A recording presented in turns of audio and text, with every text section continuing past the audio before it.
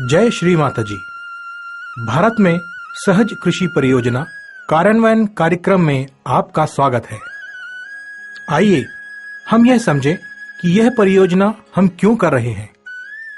परम पूज्य श्री माता जी निर्मला देवी ने एक बार कहा था कि सहज योग जीवन के हर अंग में बहुत लाभदायक हो सकता है और इस तरह भारत के गांवों में बसे किसानों को मदद कर सकता है।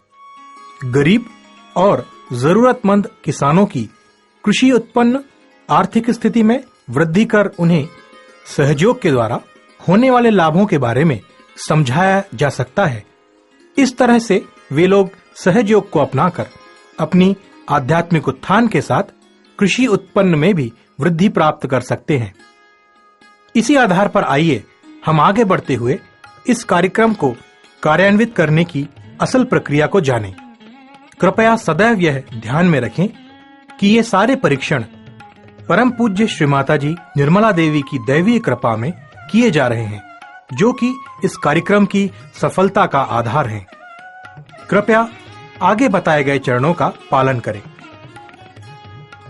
यह फोटो यह दर्शाता है कि किस प्रकार दैवीय चैतन्य के माध्यम से प्रतिष्ठान पुणे में इतने बड़े आकार के सूर्यमुखी के फूलों का उत्पादन हुआ है। इसी आधार पर हमें सहज कृषि परीक्षण या प्रयोग को करना है। इन परीक्षणों को 3 श्रेणियों में इस प्रकार बांटा गया है। पहला, खाद्यान्न दलहन तिलहन पर परीक्षण। दूसरा, फल फूल सब्जियों पर परीक्षण। तीसरा, पशु पक्षियों पर परीक्षण। आइए देखें कि किस प्रकार इन प्रत्येक परीक्षणों को वैज्ञानिक रूप से कार्यान्वित किया जाए। पहला, खाद्यान्न दलहन और तिलहन पर प्रयोग। किसान को पहले यह निश्चित करना होगा कि वो किस फसल पर यह परीक्षण करना चाहते हैं। इसके लिए एक उपयुक्त भूखंड का चुनाव करें। जगह का माप 5 गुंठा प्रति परीक्षण, यानी चैतन्यित फसल E और बगैर चैतन्यित फसल C होना चाहिए। दोनों परीक्षणों चैतन्यित बगैर चैतन्यित फसलों के लिए भूमि प्रकार, उर्वरक क्षमता, ढलान एक समान हो। दोनों भूखंडों को समान मात्रा में खाद उर्वरक दिए जाएं और दोनों भूखंडों को एक ही समय में बुआई के लिए तैयार किया जाए। बीजों और रोपण सामग्री को चैतन्यित करने का तरीका। इस प्रयोग के लिए बीज, पानी, खाद, पौधे इत्यादि को चैतन्यित इस प्रकार करें। परम पूज्य श्री माता जी को विराजित करने का स्थान तैयार करें, साफ करें। श्री माता जी की प्रतिमा को गुलाब जल से स्वच्छ करके कुमकुम लगाएं। दिया या मोमबत्ती जलाकर तैयारी पूर्ण करें। प्रयोग क्षेत्र में जितना बीज लगे उतना बीज अलग रखें। उसको बराबर 2 हिस्सों में बांटें, एक E और दूसरा C भूखंड के लिए। उदाहरण, अगर प्रयोग क्षेत्र के लिए 6 किलो बीज चाहिए तो उसे 3 किलो के 2 हिस्सों में बांटें।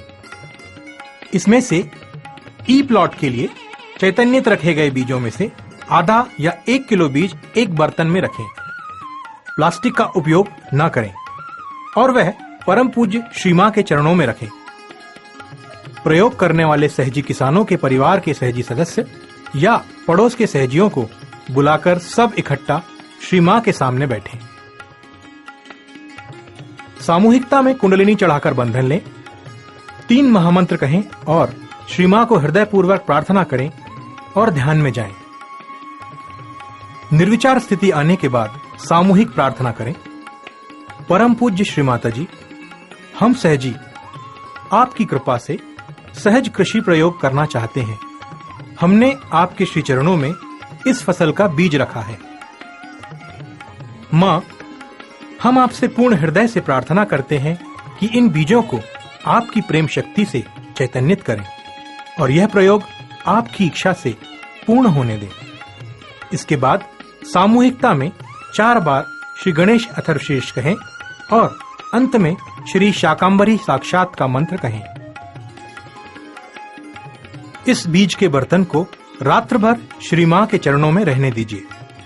दूसरे दिन यह चैतन्यित बीज उस हिस्से में मिलाएं जो ई भूखंड के लिए रखा हो। यह बीज फिर ई भूखंड में बोएं। दूसरा हिस्सा सी भूखंड में यानी बगैर चैतन्यित भूखंड में बोएं। बीज अंकुरण की जांच। यह परीक्षण ऐसे किया जाए। मिट्टी के 2 गमले खेत की मिट्टी से भर के तैयार रखें। अगर गमले नहीं मिले तो प्लास्टिक के 2 ट्रे लिए जा सकते हैं। इनमें भी मिट्टी भरें। ई और सी समूहों में से 100-100 बीजों की गिनती कर लें। दोनों गमलों में ई और सी में 100 बीज बोए जाएं और वे मिट्टी से ढके जाएं। बाद में उन पर पानी की हल्की बौछार करें। हर दिन गमलों में पानी देते जाएं।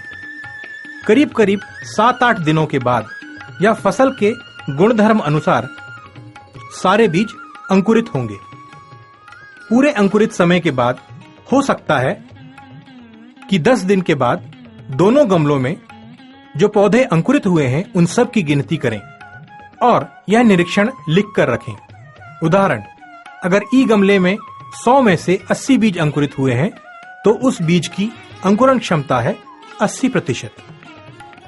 मानसून की शुरुआत होने पर जब स्थिति बोहनी के लिए अनुकूल हो तब दोनों भूखंडों में चैतन्यित और बगैर चैतन्यित बीजों की बुआई एक ही दिन और एक ही तरीके से करें।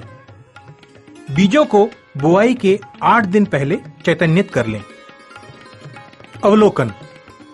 खेत में पूर्ण अंकुरण होने के बाद स्वतः आंखों द्वारा दोनों भूखंडों में अंकुरण की जांच कर लें। नोट: परीक्षण के दौरान किसी भी जांच को रिकॉर्ड करते समय 2 ऐसे व्यक्तियों को साथ में रखें जो सहजयोग ध्यान नहीं करते हैं, ताकि किसी भी तरह की पक्षपात की संभावना ना हो। जिस प्रकार वीडियो में दिखाया गया है उस प्रकार पौधों की ऊंचाई, फैलाव, कनसे आदि की जांच का रिकॉर्ड 30, 60 और 90 दिनों में जांच तालिका में करें। सभी जांचों को रिकॉर्ड करने के लिए ई और सी भूखंडों में कोई भी 10 पौधों का चुनाव करें। उन पौधों पर व्यवस्थित पर्ची लगा दें। इसी बीच आंखों द्वारा फसल पर किसी भी प्रकार के कीड़े या रोग की जांच कर लें। फूलों की खेती। नीचे दी गई जांच रिकॉर्ड करें। पहला, पौधे की लंबाई। दूसरा, प्राथमिक शाखाएं कितनी हैं। तीसरा, पौधे का फैलाव। चौथा, प्रत्येक पौधे पर कितने फूल आए हैं। पांचवा, फूल का व्यास। छठवां, पहली कली कितने दिनों में आई है। सातवां, उत्पादन प्रति प्लॉट किलोग्राम में।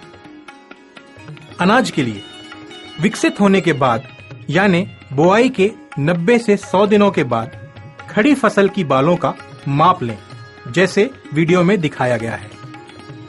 पूर्ण विकसित होने के बाद ई और सी दोनों भूखंडों की फसलों को काट लें और बालों को अलग रखें। उसकी गहाई कर लें और दोनों भूखंडों की उत्पन्न का रिकॉर्ड कर लें। प्रति एकड़ और प्रति हेक्टेयर उत्पन्न को गिन लें। ई और सी भूखंड से 100 बीजों को लें और उनका वजन रिकॉर्ड कर लें। तुलना करने के लिए ई और सी भूखंडों के अंतिम उत्पादन जैसे बालें, फूल फल आदि की फोटो लें।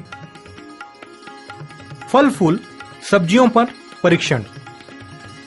अनाज, दलहन और तिलहन में जो सिद्धांत और व्यवहार समझाए गए वही फल फूल सब्जियों के परीक्षण पर भी लागू होते हैं, इसलिए उन्हें यहाँ दोहराया नहीं गया है।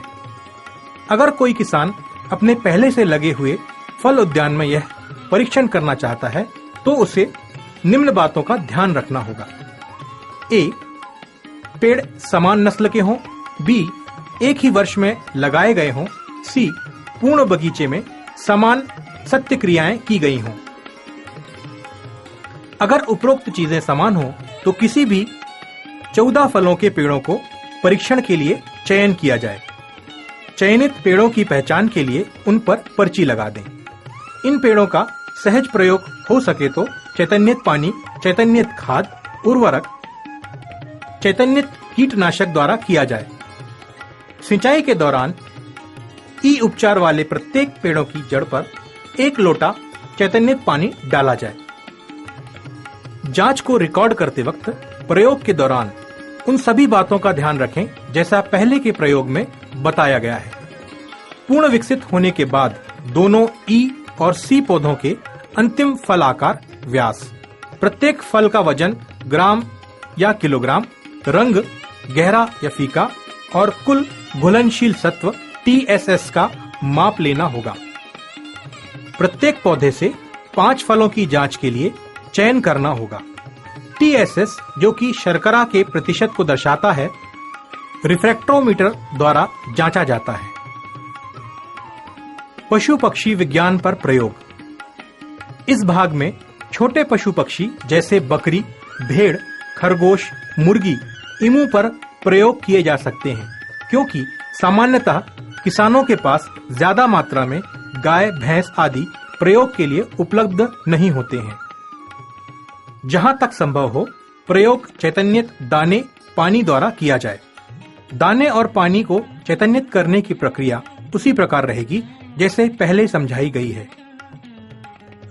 इस परीक्षण के दौरान किसान को 14 पशु पक्षियों का प्रत्येक ई और सी के लिए चयन करना होगा। ये पशु पक्षी एक ही नस्ल, उम्र और प्रारंभिक वजन के हों।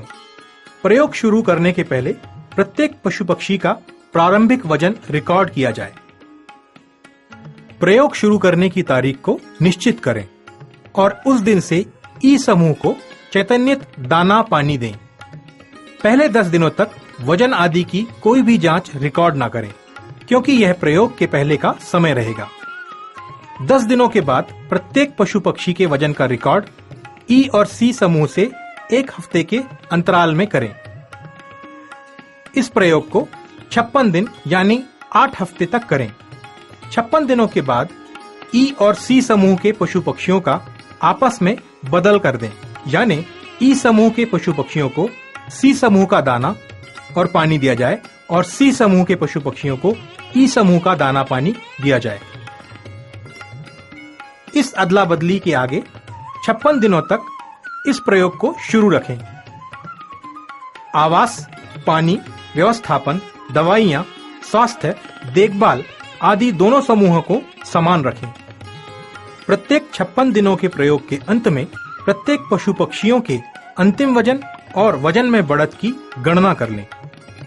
वजन में बढ़त की गणना करने के लिए शुरुआती वजन को अंतिम वजन से घटा दें। वजन में बढ़त को तुलना करने के लिए उपयोग करें। निम्न प्रकार से पशु पक्षियों के माप और वजन को रिकॉर्ड करें। जिन पशु पक्षियों पर प्रयोग किए जा रहे हैं उनका फोटो ले लें। सभी किसान भाइयों को सहयोग के इस चैतन्यित प्रयोग करने के लिए हमारी हार्दिक शुभकामनाएं। जय श्री माता जी।